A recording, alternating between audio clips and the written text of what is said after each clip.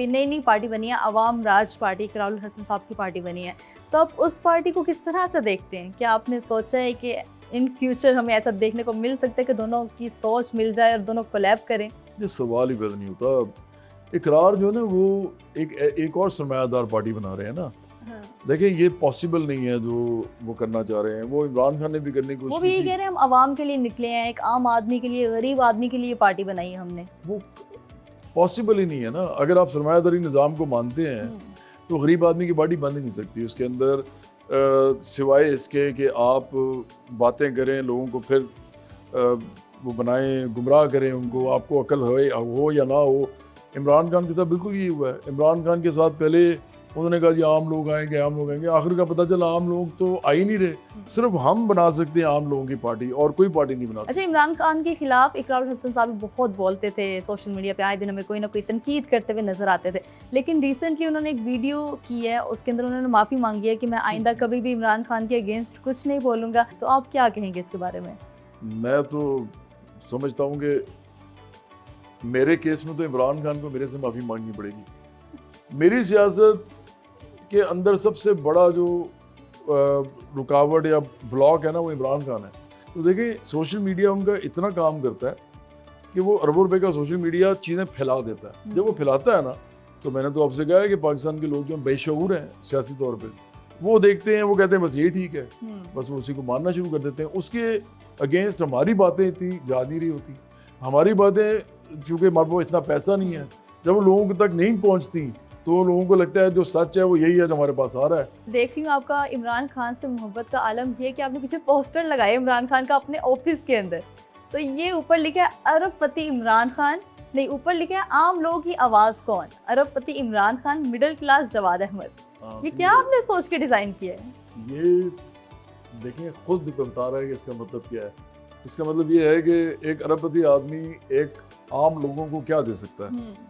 और middle class के जो लोग हैं, मिसाल के तौर पे मैं आपको बताता हूँ, फ़र्ज़ करें मैं एक कनाल के घर में रहता हूँ, मेरा घर अभी आपने देखा है, मेरे वालिद साहब ने बनाया था,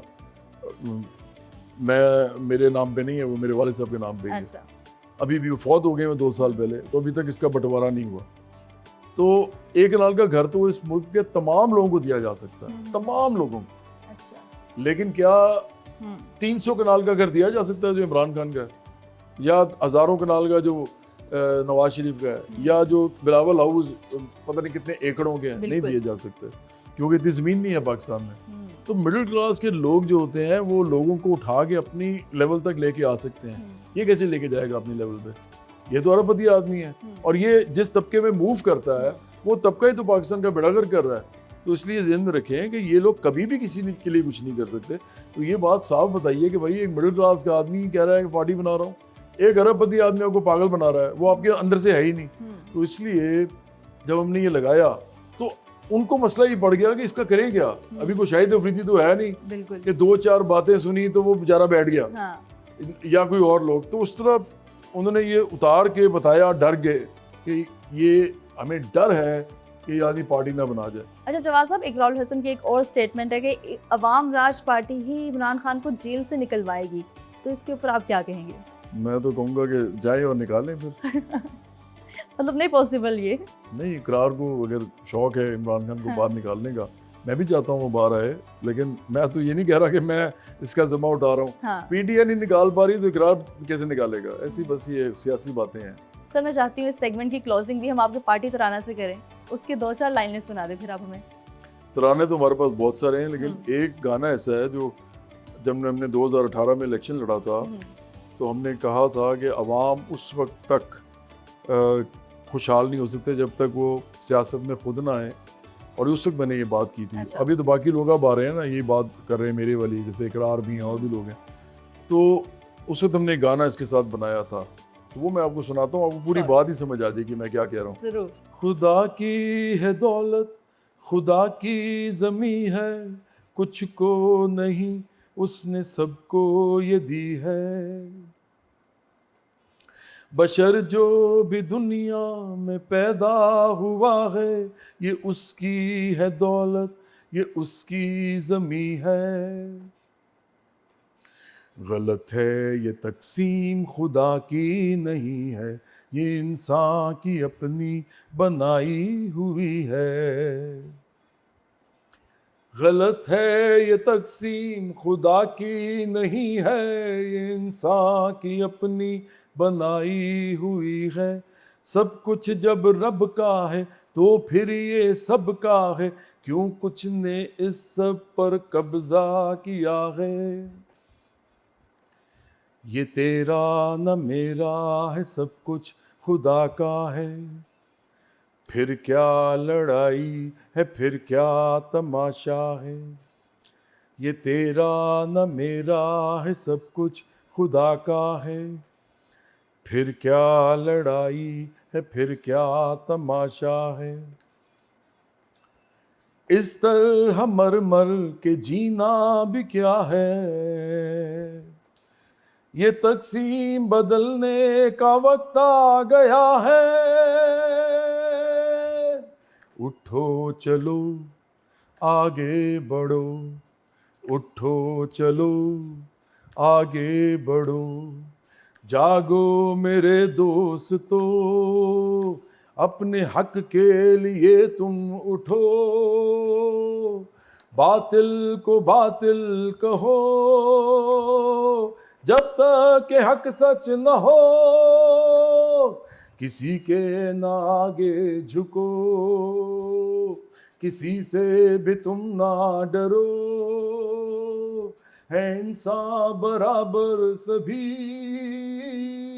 सबका है सब कुछ कहो, मिलकर सब आगे बढ़ो, बदल डालो इस दुनिया को, बदल डालो इस दुनिया को। बहुत खूबसूरत सर, बहुत खूबसूरत। मैं कहती हूँ पूरा जो आपका मोटिव है ना इस पार्टी को लेके, इस गाने के अंदर सारा अच्छे से एक्सप्लेन कर दिया आपने। अच्छा जवाब साहब, अब हमने बातें तो इतनी कर ली हैं, इसके बाद अब आपकी क्या एक्टिविटी है? एक तो भी छोटी सी मीटिंग है, वो मैं कर लूँ, तो उसके बाद आपको लेके चलते हैं हम। एक स्टूडियो है, मेरा दोस्त है वहाँ फैसल इकबाल, मेरे साथ उसने तकरीबन 28 साल से काम किया। अच्छा, तो उसके पास चलेंगे और कुछ आपको गाने वाने सुनाते हैं। डन। कुछ इनकलाबी गाने भी हैं जो हमारे पास हैं, वो भी सुनाते हैं। जरूर सर।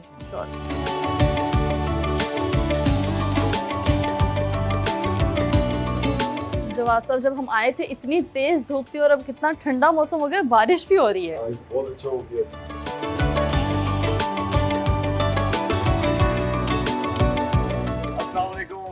वालेकुम अस्सलाम, क्या हाल है? अस्सलाम वालेकुम। अस्सलाम वालेकुम।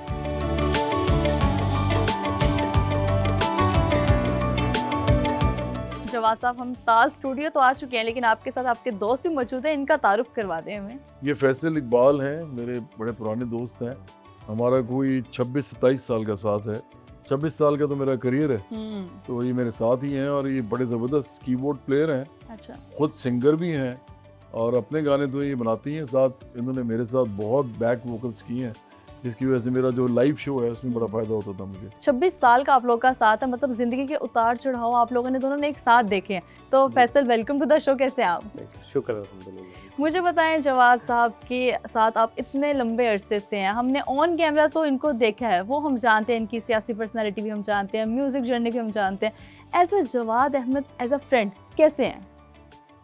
एज अ फ्रेंड बहुत अच्छे हैं, क्योंकि कहते हैं ना, अगर किसी का पता करना हो तो उसके साथ जो लोग काम करते हैं उनसे पूछा जाए, उसके साथ सफ़र करें, उसके साथ खाए पिएं, तब आपको उस इंसान का पता लगता है। बिल्कुल। तो 26 साल हो गए हैं जी मुझे, और बिल्कुल सादा तबीयत। अच्छा। और जो ये बातें आज कर रहे हैं सियासत में, ये हम तब से सुनते आ रहे हैं इनसे। अच्छा। कि ये इस तरह है, ये चीज़ें ऐसे हैं, और बहुत सादा इनको पाया मैंने। अच्छा। और मुझे 26 साल में मुझे कोई शिकायत नहीं है इनकी तरफ से। इनको पता नहीं है कि नहीं, मुझे जो है मैं बहुत खुश, मेरा बहुत अच्छा टाइम गुजरा। नहीं, दोस्तों में कभी कभी बहस हो ही जाती है ना, कभी डिसएग्रीमेंट हो जाते कभी हैं। नहीं, कभी भी नहीं। ऐसा मौका ही नहीं आया।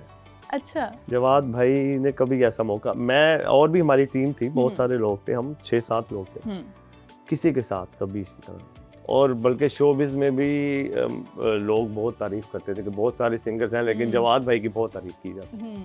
अच्छा, आप लोग दोस्त हैं इतने अरसे से, तो आप लोगों ने साथ खाया पिया भी, ट्रैवल भी किया होगा, कोई आज तक का आपका यादगार किस्सा? यादगार किस्सा तो नहीं है, यही है कि हम ट्रैवल, हमारी एक याद है कि हमने एक दिन के लिए भी ट्रैवल किया हुआ अमेरिका में। हम यहाँ से टूर पे अमेरिका गए अच्छा। और वहाँ से पाकिस्तान आए सिर्फ एक दिन के लिए, एक शो किया, शो करते फिर दोबारा वापस अमेरिका टूर कंटिन्यू किया।